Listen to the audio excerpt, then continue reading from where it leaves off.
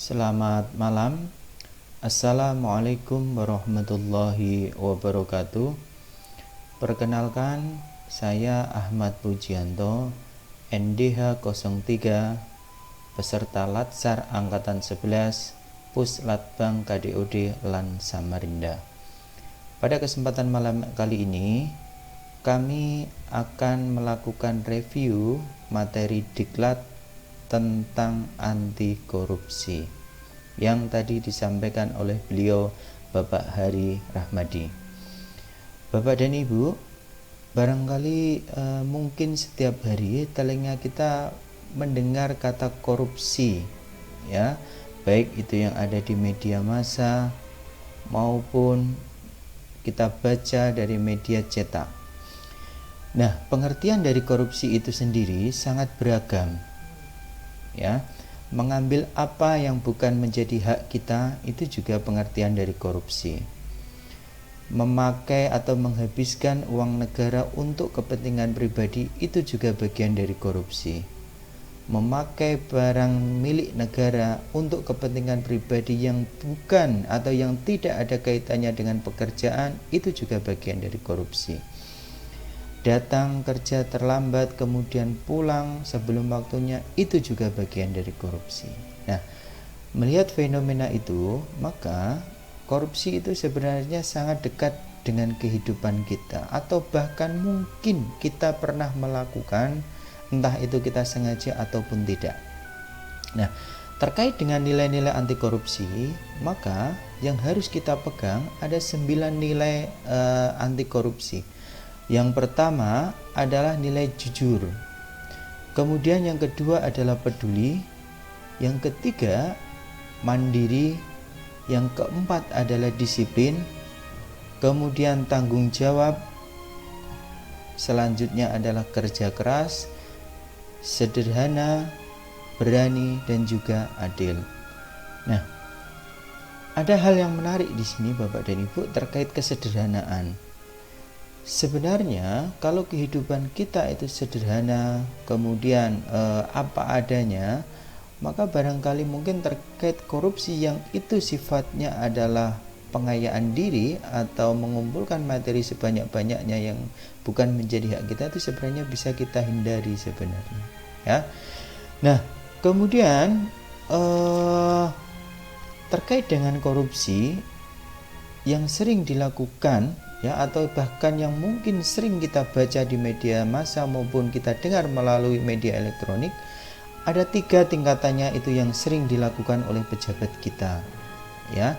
Yang pertama adalah terkait betrayal of trust, ya, atau pengkhianatan kepercayaan.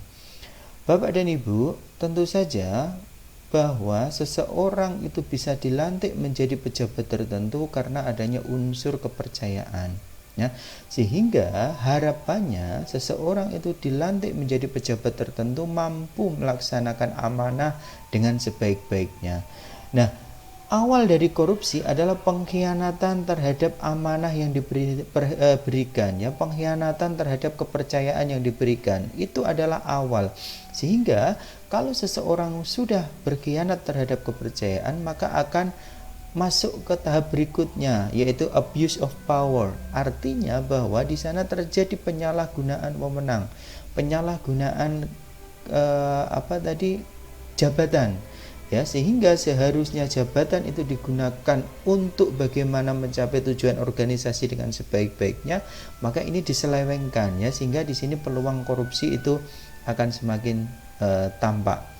Dan selanjutnya, kalau sudah terjadi abuse of power atau penyalahgunaan wewenang, maka yang berikutnya yang terjadi adalah terkait material benefit, ya.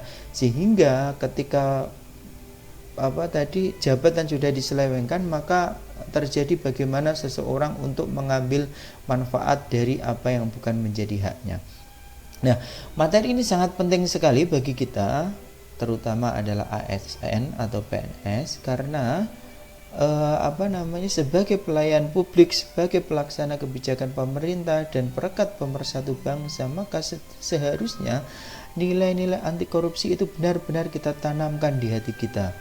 Setiap pekerjaan harusnya kita lakukan dengan prinsip akuntabilitas, ya, sehingga ketika kita mengerjakan dengan prinsip akuntabilitas itu, maka peluang untuk atau kesempatan untuk melakukan korupsi itu tidak ada, ya.